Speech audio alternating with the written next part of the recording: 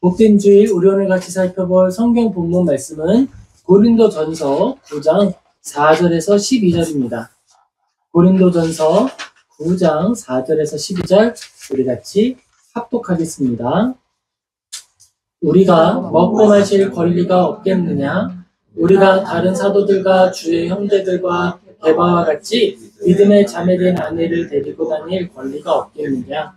어찌 나와 바나바만 일하지 아니할 권리가 없겠느냐? 누가 자기 비용으로 군 복무를 하겠느냐? 누가 포도를 심고 그 열매를 먹지 않겠느냐? 누가 양떼를 기르고 그 양떼의 젖을 먹지 않겠느냐? 내가 사람의 예대로 그것을 말하느냐? 율법도 이것을 말하지 아니하느냐?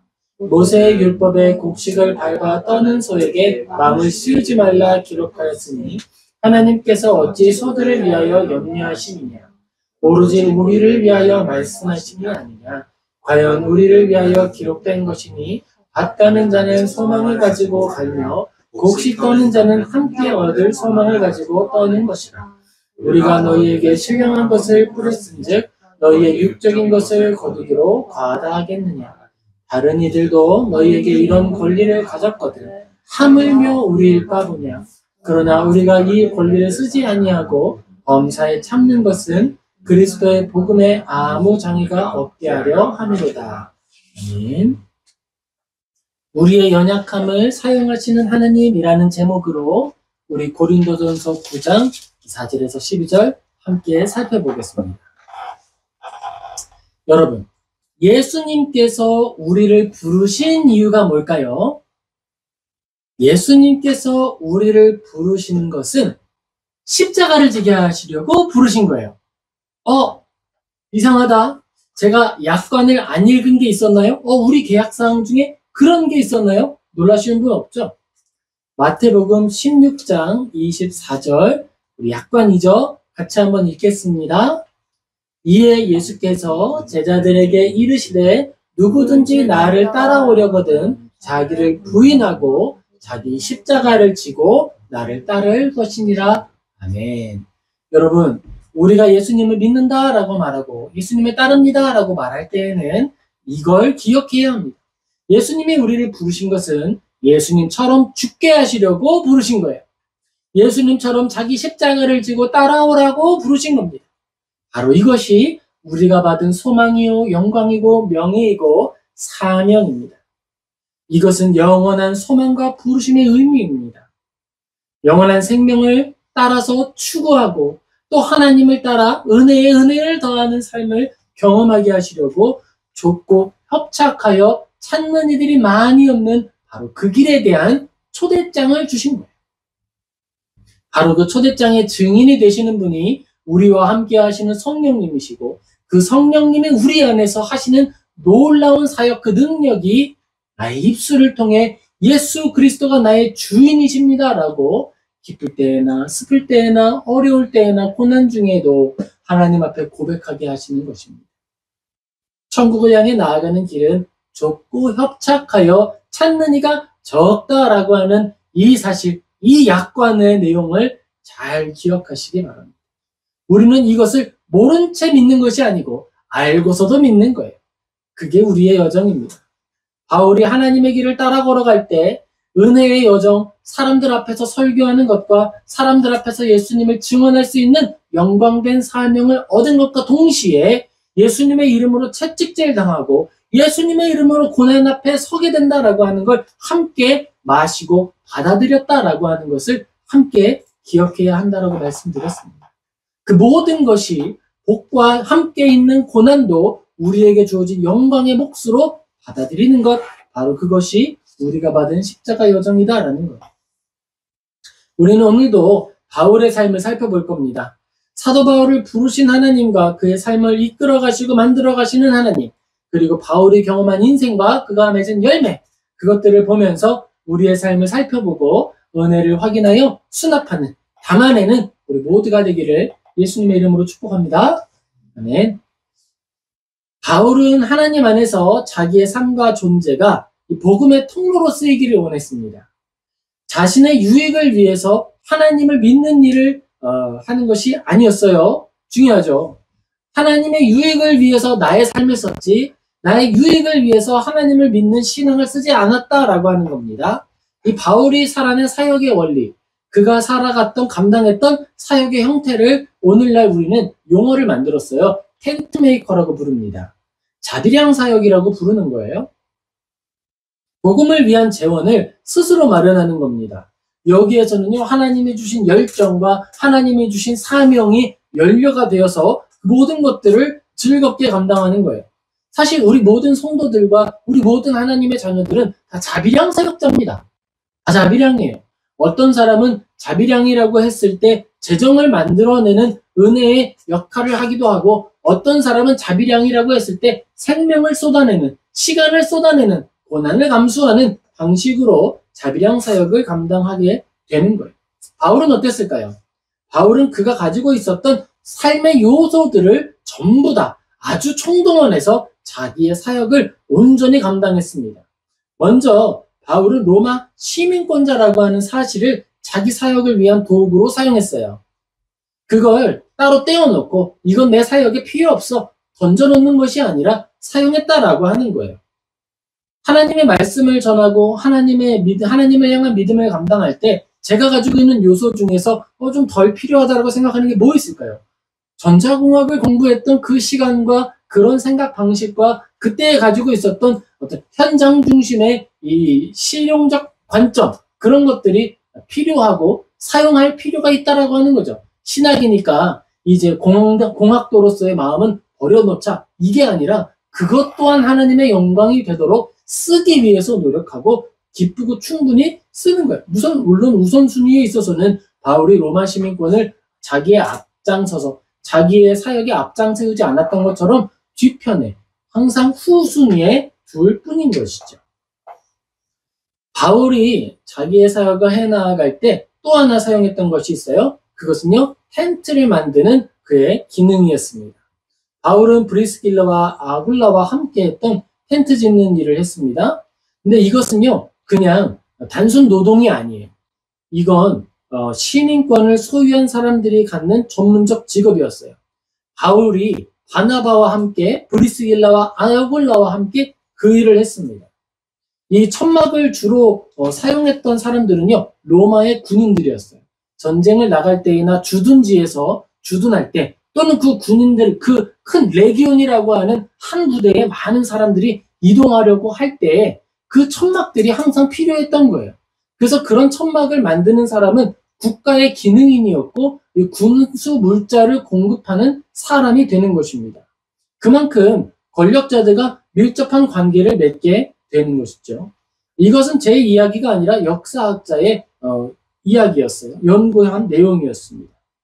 바울은 자기의 사업장을 가지고 있었고 군의 물품을 공급하던 사람이며 그런 사람으로서의 가업을 이어가는 사람이었다라고도 이야기하기도 합니다. 바울은 시민권을 가진 사람으로서, 로마 시민권을 가진 사람으로서 자기가 의도한 것은 아니었지만 사회적 지위를 통해서 자연스럽게 경제적으로 유력했던 사람들에게 복음을 전하는 그런 역할을 감당했던 거예요. 바울의 사역 방식은 아래로부터의 복음이라기보다 회당을 중심으로 한 위로부터 아래로 흘러가는 복음의 내용이었습니다. 사도행전 18장 2절에서 4절 우리 같이 한번 보겠습니다.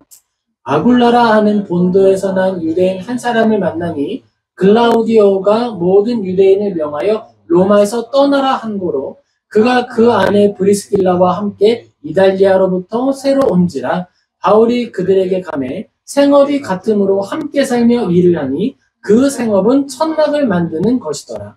안식일마다 바울이 회당에서 강론하고 유대인과 헬라인을 권면하니라. 아멘.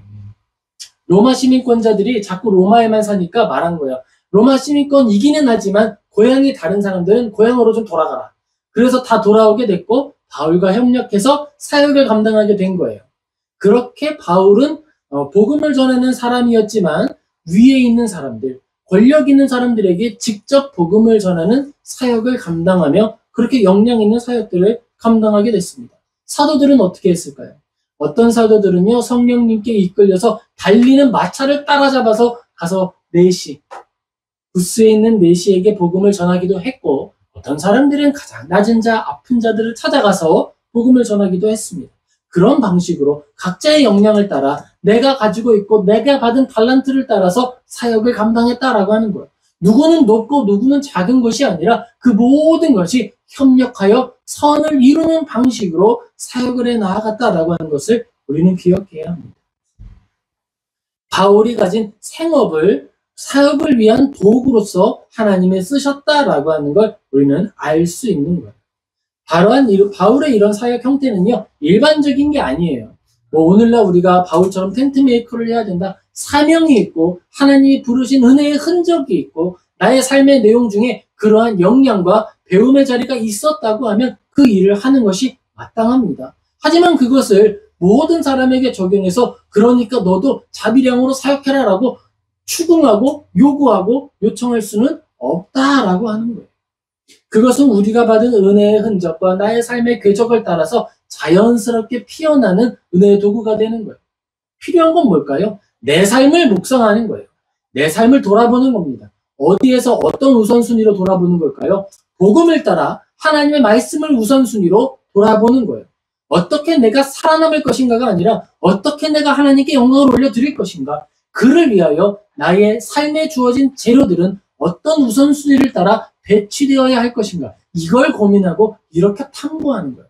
그렇게 탐구해 나아갈 때 바울은 내가 해야 하는 역할이 바로 텐트 메이커이며 이 일을 통해 권세 있는 자들, 군수업자들, 그들에게 복음을 전해야 하는구나라고 하는 걸 알게 되었다라고 하는 거예요. 바울이 자기가 가진 환경과 상황을 나의 자랑이 아니라 나의 생존이 아니라 하나님을 위한 복음을 위한 도구로서 순수하게 사용했다라고 하는 사실을 기억하시기 바랍니다. 바울은 자기가 가지고 있는 이 로마 시민권을 가질 때 정치적 권력이 그가 복음을 전하는 일에 억압하지 못하도록 하는 일에 그 자신의 시민권을 사용했어요.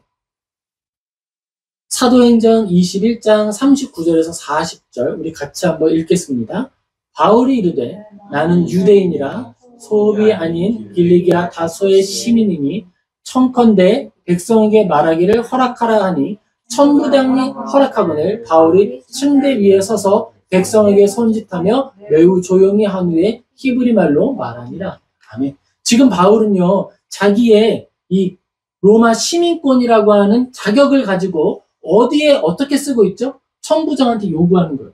군인 1000명, 로마 군인 1000명을 다 도구로 또 사람으로 부릴 수 있는 사람에게 내가 여기서 연설할 수 있게 해주세요. 법정 앞에서 이야기하게 해주세요.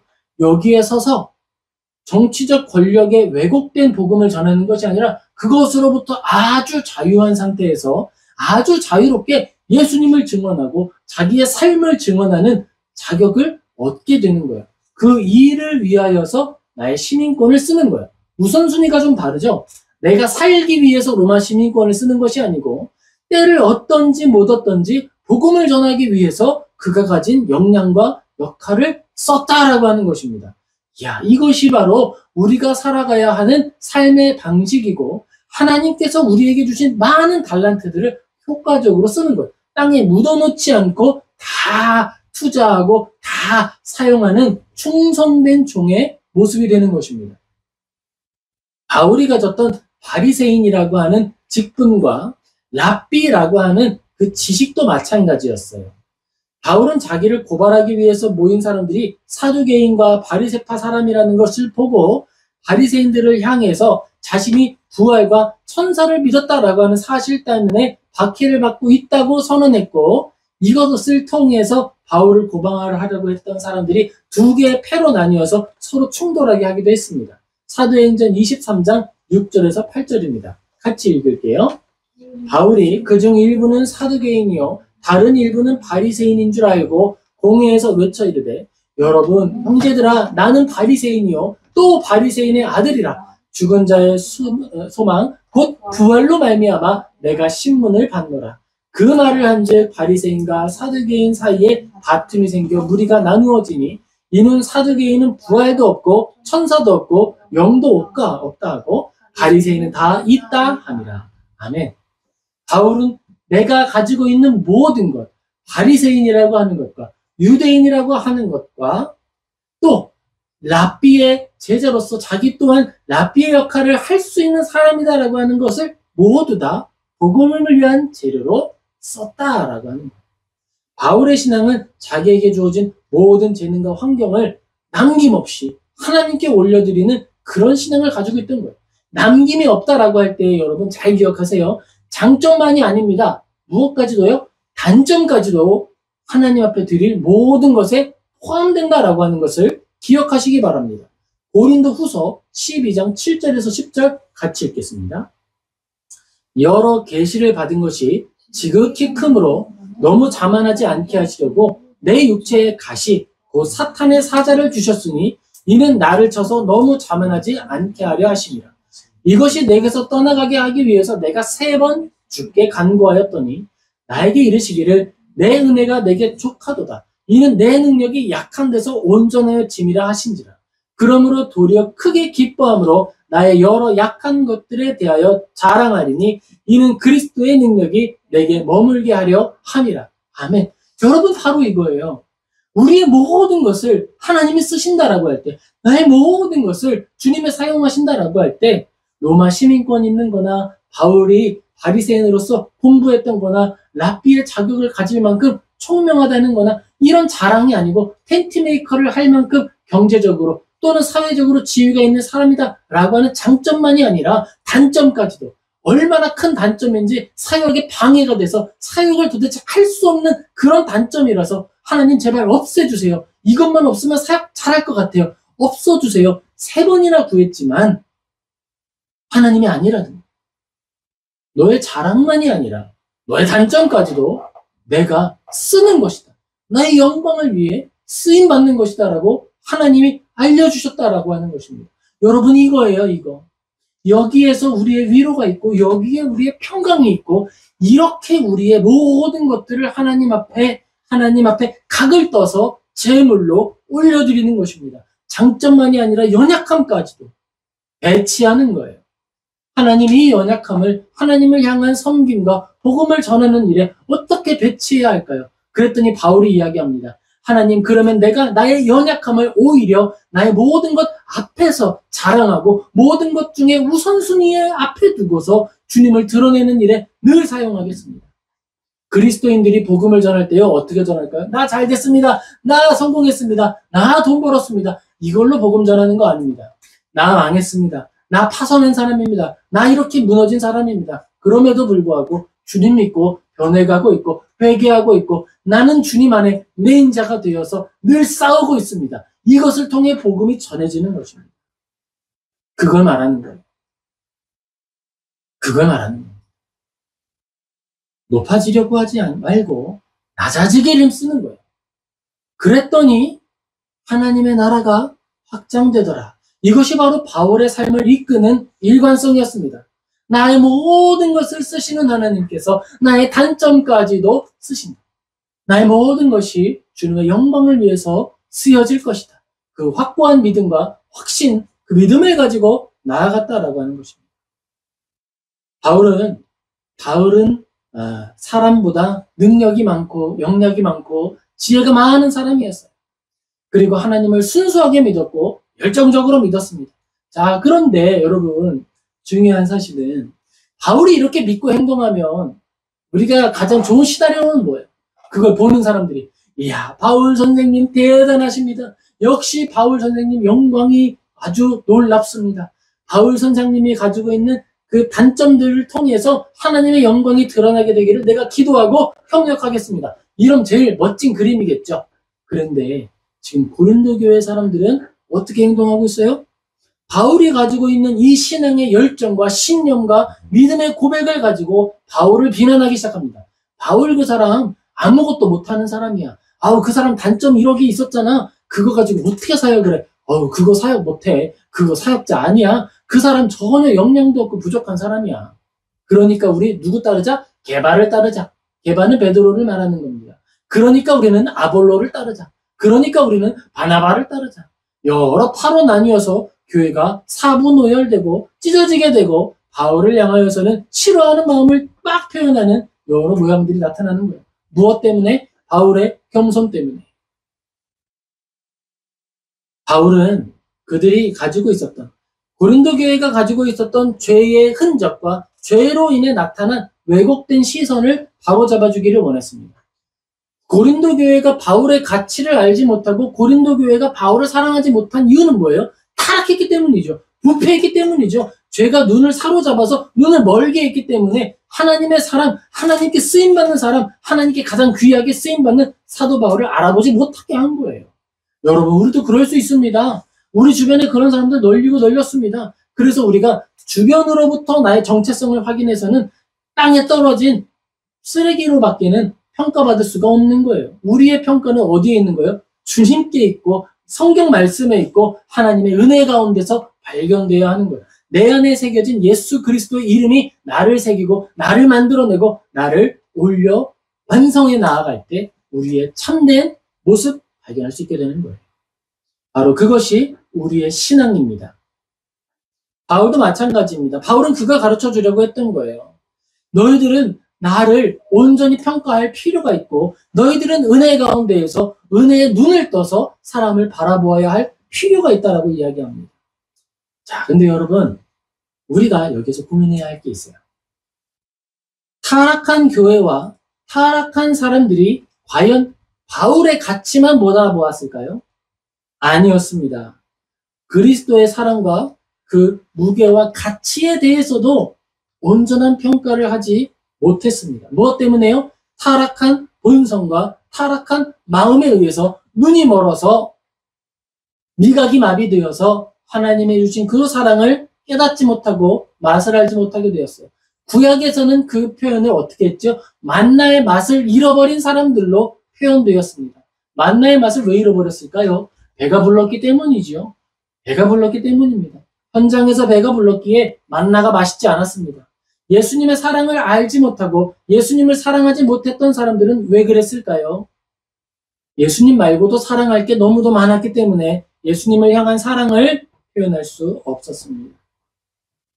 예수님이 이 땅에 오셨고 예수님이 이 땅 가운데에서 연약한 이들을 살리시며 수많은 증거를 보여주셨지만 사람들을 믿지 않는 걸 선택했습니다. 왜요? 예수님을 믿으면 내가 가지고 있는 종교적 권위를 빼앗길까봐 두려웠기 때문이었습니다. 그게 바로 사람들의 모습이었어요. 고린도후서 12장 10절 한번 읽고 그 다음에 요한복음 같이 읽도록 하겠습니다. 그러므로 내가 그리스도를 위하여 약한 것들과 능욕과 궁핍과 박해와 곤고를 기뻐하노니 이는 내가 약한 그때의 강함이라. 우리는 바울의 이 마음을 기억해야 합니다. 요한복음 11장 같이 읽겠습니다. 이에 대제사장들과 바리새인들이 공회를 모으고 이르되 이 사람이 많은 표적을 행하니 우리가 어떻게 하겠느냐? 만일 그를 이대로 두면 모든 사람이 그를 믿을 것이요 그리고 로마인들이 와서 우리 땅과 민족을 빼앗아가리라 하니.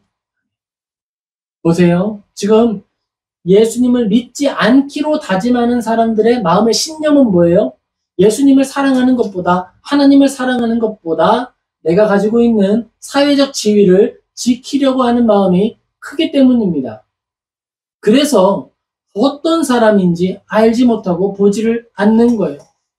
또 하나님을 사랑하지 않아서 폄하받고 고통받았던 사람들이 누가 있었을까요? 수많은 선지자들이 있겠지요. 신약에 예수님이 승천하신 이후에는요. 대표적인 사람 스데반 집사도 그랬습니다. 하나님의 사람이고 하나님이 주목하여 보시는 사람이고 하나님의 일들이 이루어지고 있는 현장임에도 불구하고 하나님을 사랑하지 않는 이들은 그들을 향하여 돌을 던지고 그들을 향하여 모욕과 수치로 응답했습니다. 마태복음 26장 3절에서 5절 같이 읽겠습니다. 그때 대제사장들과 백성의 장로들이 가야바라 하는 대제사장의 관청에 모여 예수를 흉계로 잡아 죽이려고 의논하되 말하기를 밀란이 날까 하노니 명절에는 하지 말자 하더라. 지금 내일 일이 어떻게 이루어지게 되고 이 일이 어떤 결과를 만들어지게 될지는 너무나도 잘 예측하지만 내 앞에 있는 분이 우리가 지금 모욕하는 사람이 우리가 지금 공격하는 사람이 하나님의 사람이며 하나님께 쓰임받고 있는 사람인 줄은 알지 못하는 거예요. 그것이 바로 눈먼 자의 상태였습니다. 하나님은 당신의 아들을 이 땅에 죄인의 생명을 살리기 위한 제물로 보내셨어요. 예수 그리스도는 당신의 사명을 사랑으로 수행하셨습니다. 그의 섬김과 고난은 우리를 향한 성부 하나님의 사랑을 가시적으로 보여준 일이며 그의 죽으심은 실제로 우리의 모든 죄를 십자가에서 도말하신 유효하고 유일한 제사 사건입니다. 예수님이 나 때문에 죽으신 거예요. 나를 위해 죽으신 거예요. 이제 우리 질문을 한번 던져볼까요, 스스로? 나는 그리스도의 죽으심과 부활이라고 하는 이 사건을 어떻게 받아들이고 있습니까? 그리스도의 사랑, 그 무게와 가치에 대하여서 어떻게 평가하고 있습니까? 바울이 사역했던 고린도 교회가 바울을 평가하듯이 우리가 예수님의 그 사랑을 그렇게 폄하하여 평가하고 있지는 않습니까? 예수 그리스도로 인해 우리에게 주어진 놀라운 은혜와 사랑이 우리에게 실제한 사건이며 우리 일생의 가장 중요한 사건으로 취급되고 있습니까? 그렇게 취급되기를 예수님의 이름으로 축복합니다. 아멘. 우리가 하나님을 향해서 가져야 하는 믿음은 바로 그런 거예요. 근데 여러분 그거 아세요? 예수님이 우리의 이런 모습을 아셨을까요? 모르셨을까요? 아셨다라고 하는 걸 기억하세요. 아, 이렇게 모자라고 이렇게 부족하고 이렇게 실수가 많은 우리를 아심에도 불구하고 죽음을 기뻐하셨습니다. 이사야서 53장 11절 우리 같이 읽겠습니다. 그가 자기 영혼에 수고한 것을 보고 만족하게 여길 것이라. 나의 의로운 종이 자기 지식으로 많은 사람을 의롭게 하며 또 그들의 죄악을 친히 담당하리로다. 아멘. 예수님이요 보신 교회의 모습은 고린도 교회의 모습도 보신 거예요. 고린도 교회 보면서 얘네 교회 아니야. 아니고요. 교회예요. 교회이고 그 모습 또한 내가 보고서 만족했다라고 하는, 만족하게 여겼다라고 하는 거예요. 바울이 하나님을 사랑하고 예수님을 전하는 자로서 낮아지고 또 낮아지고 사람들에게 형편없는 취급을 당하고 있음에도 불구하고 만족하게 여겼다라고 하는 거예요.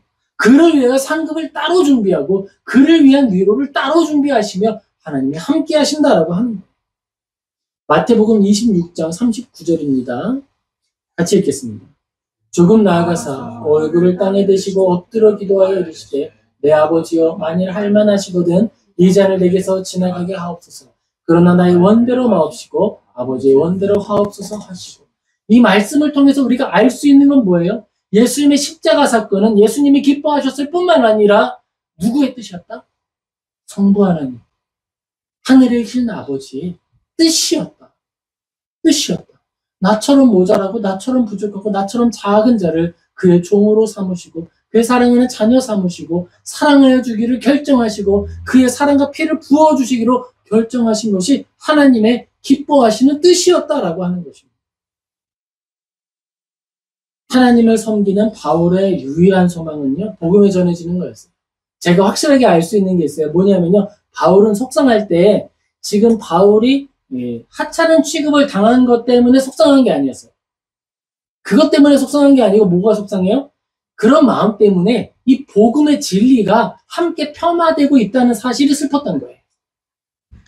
예수 그리스도의 이름을 존귀히 여기라고 다시 한번 권하고 있는 거예요. 나는 괜찮아. 그런데 너희들은 복음의 그 중심에 서서 그것을 존귀히 여겨야 한다. 내가 너희를 사랑했고 너희를 위해 수고를 감당했다는 사실을 기억해라. 이걸 기억하는 이유는 나를 존경해라가 아니에요. 내가 그렇게 순수하게 전하려고 했던 건 오직 예수 그리스도였다라고 하는 것을 기억해라 라고 말하고 삶으로 보여주고 있다라고 하는 것입니다. 우리가 바울의 이런 섬김과 삶을 묵상하면서 이 모든 것들을 우리의 삶의 자리로 받아들이면 좋겠어요. 우리가 살아갈 때에 나의 가치가 좀 낮게 평가되거나 내가 살아가는 자리에서 내가 이렇게 내가 가지고 있는 나의 자아 정체성보다 평가가 온전하지 못하게 여겨질 때가 있잖아요. 그때에 여러분 너무 낮아지지 말고 너무 무너지지 마세요.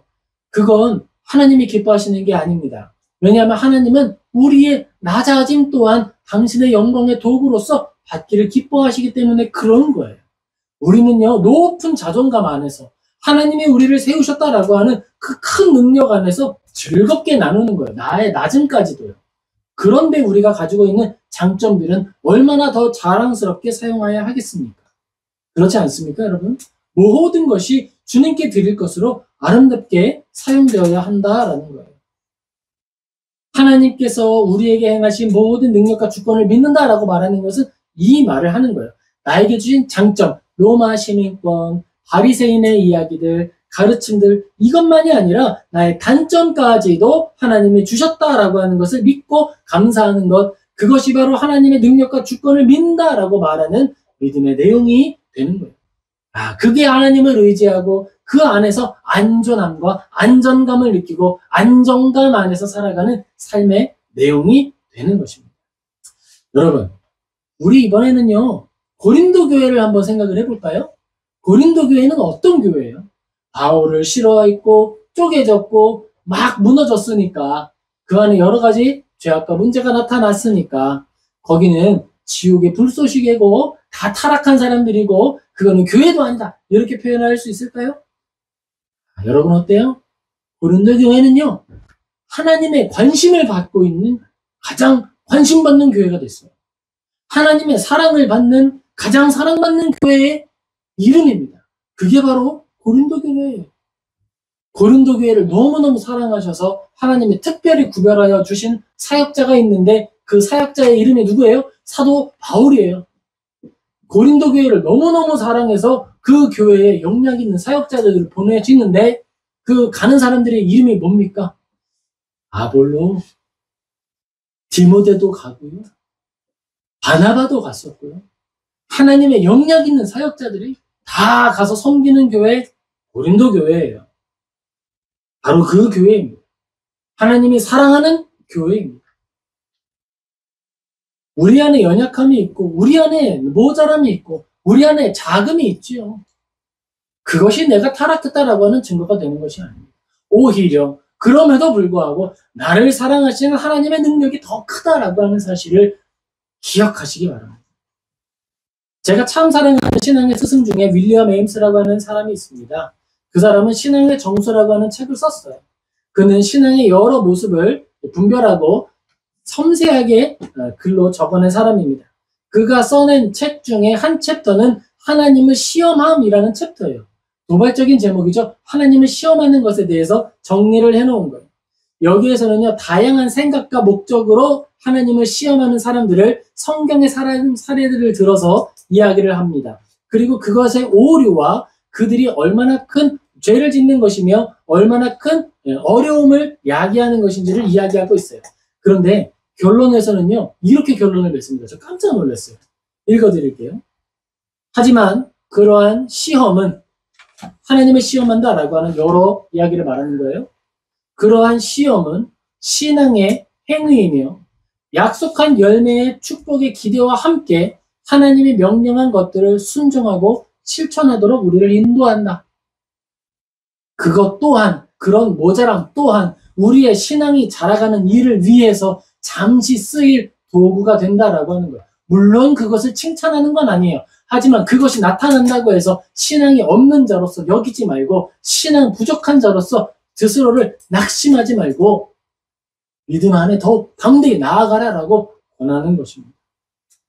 바울이 감당했던 교회의 상황, 고린도 교회의 상황, 어렵지요, 슬프지요. 하지만 하나님의 일하심이었습니다. 하나님의 뜻이 실현되고 이루어져 가고 있는 거예요. 어떻게 이루어지고 있어요? 오늘 우리를 위로하고 오늘 우리에게 하나님의 말씀으로 전달되는 놀라운 역사가 이루어지고 있는 것이 고린도 교회였습니다. 늦어져도 괜찮습니다. 우리가 걸어가는 길에 어려움이 있어도 괜찮습니다. 하나님이 함께 하시면 그 모든 것이 선한 것으로 바뀌게 될 줄을 믿기 때문입니다. 우리 오늘 말씀을 기억하며 몇 가지 교훈을 마음에 새깁시다. 먼저 우리가 기억해야 할 것은요, 나의 모든 것이 하나님의 소유라고 하는 사실을 믿는 것입니다. 장점뿐만 아니라 단점까지도 하나님 거예요. 하나님의 영광을 위한 재료이며 도구입니다. 어떻게 그것을 배치하고 어떻게 그것을 충분히 다 활용할 것인가, 그 창의성은 우리에게 맡겨진 것이에요. 우리가 그 은혜와 그 사랑을 기억하며 나의 모든 것을 하나님께 올려드리는 영광의 도구로 사용하는 복된 하나님의 사람들 되기를 예수님의 이름으로 축복합니다. 둘째로 우리가 기억해야 할 것은요, 우리의 모든 것이 하나님께로부터 왔음을 믿는 것입니다. 내가 만들어낸 것이 아니고 하나님이 주신 거예요. 그러니까 나의 자랑입니다. 하나님이 주셨다라고 믿기 때문에 우리는 평안할 수 있어요. 그리고 무엇을 하면 될까요? 어떻게 두드리면 될까요? 어디로 나아가면 될까요? 구하고 찾을 수 있습니다. 하나님이 주인이십니다. 모든 답은, 모든 해결책은 주님께 있습니다. 주님을 의지하는 우리 모두가 되기를 예수님 이름으로 축복합니다. 마지막으로 우리가 기억해야 할 것은 우리의 삶이 바로 하나님의 영광을 그려내는 캔버스라고 하는 사실을 기억하는 것입니다. 밤하늘의 은하수를 그려내기 위해서 어떻게 해야 할까요? 먼저는 까만 밤을 그려야 합니다. 그래서 검은 물감이 필요합니다. 우리가 가진 캔버스가 어둠밖에 없고 아무것도 남지 않고 눈에 보이는 빛이 없다라고 할 때 여러분 낙심하지 마세요. 이제 남겨진 건 뭐예요? 거기에 별을 새겨놓고 빛을 새겨놓는 일만 남은 거예요. 주님이 일하실 겁니다. 주님을 믿읍시다. 주님이 우리의 삶을 통해 당신의 영광을 받으신다라고 하는 사실을 믿고 내가 할 수 없기에 주님이 하신다는 사실을 믿고 나아가는 모든 성도는 되시길 예수님의 이름으로 축복합니다. 아멘. 기도하겠습니다.